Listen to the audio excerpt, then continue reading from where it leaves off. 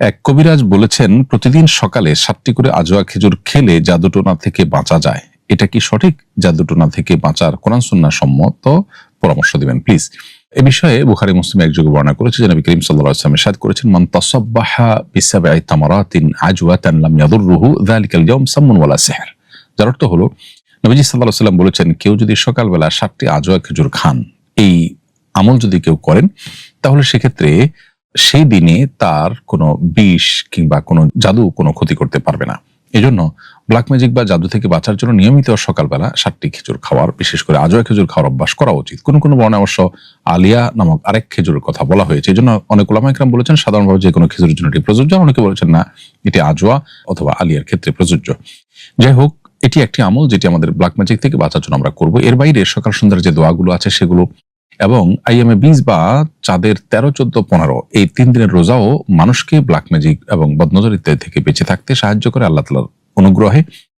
এবং সেই সাথে এই জাতীয় ক্ষয়ক্ষতি থেকে বাঁচার জন্য বেশ কিছু হারাম, যেমন মিউজিক শোনা, তারপরে আপনার যৌনতা সংশ্লিষ্ট যে গুনাহগুলো আছে সেগুলা করা, এই জাতীয় বিষয়গুলো সাধারণত ব্ল্যাক ম্যাজিকের পথকে সুগম করে দেয়। আপনি যদি এগুলো থেকে বাঁচতে চান তাহলে সেক্ষেত্রে এই ধরনের গুনাহ যেগুলো কথা বললাম, এই জাতীয় গুনাহগুলো থেকে বেশিরভাগ বেঁচে থাকা দরকার। ঘরে কোনো প্রাণীর ভাস্কর্য ইত্যাদি রাখা বা কোনো প্রাণীর ছবি অঙ্কন করে রাখা বা ঝুলিয়ে রাখা, প্রকাশিত করে রাখা, এই বিষয়গুলো ব্ল্যাক ম্যাজিকের জন্য সহায়ক পরিবেশ নিশ্চিত করে। এই জন্য এগুলোকে অ্যাভয়েড করা উচিত। ইনশাআল্লাহ বিদিনিল্লাহ আশা করা যায় আমরা যদি বহুবিধ প্রচেষ্টা অব্যাহত রাখি তাহলে সেক্ষেত্রে শত চেষ্টা করেও ইনশাআল্লাহ ব্ল্যাক ম্যাজিকের মাধ্যমে বা সেহরের মাধ্যমে, জাদুটোনার মাধ্যমে আমাদেরকে ক্ষতি কেউ করতে পারবে না।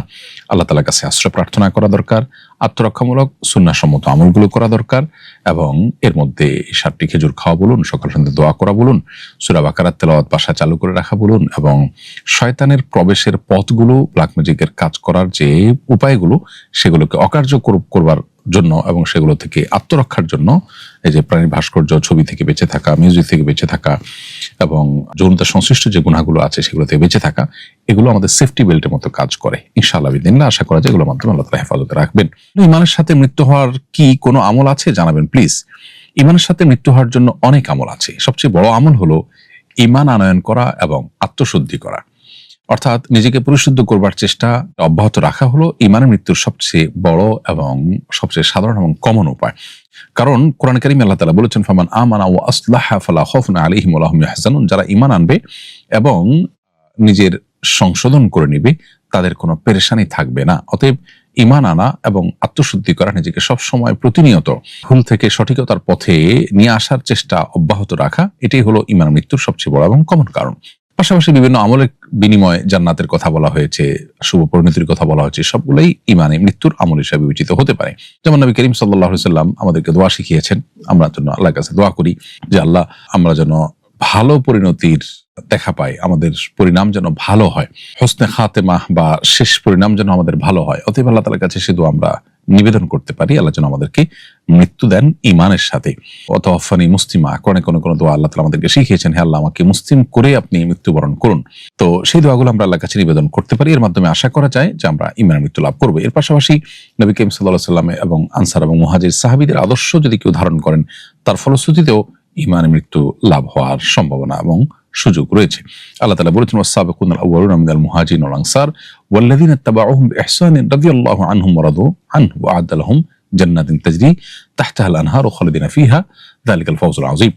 যার অর্থ হলো যে পূর্ববর্তী মুহাজির এবং আনসার সাহাবী এবং যারা তাদের পরবর্তীতে ভালো কাজ কর্মের মাধ্যমে তাদের অনুকরণ করেছে, এই উভয়ের উপর আল্লাহ তাআলা সন্তুষ্ট এবং তাদেরকে আল্লাহ তাআলা জান্নাতে প্রবেশ করাবেন। অতএব আশা করা যায় যে আমরা যদি নবী আলাইহিস সালাম এবং মুহাজির এবং আনসার সাহাবীদেরকে অনুসরণ করি, তাদের আনুগত্য করি, নেক আমলের ক্ষেত্রে তাদের ফলো করি, তাহলে ইনশাআল্লাহ বিদিনিল্লাহ সেটা আমাদের জান্নাতে যাওয়ার কারণ হতে পারে এবং সেটা আমাদের ঈমানের মৃত্যুর কারণ হতে পারে। যেহেতু জান্নাতে যাওয়ার ওয়াদা করা হয়েছে, ঈমানের মৃত্যু তার জন্য অবশ্যই আবশ্যক, সেজন্য ঈমানের মৃত্যু এখান থেকে হতে পারে ইনশাআল্লাহ তাআলা।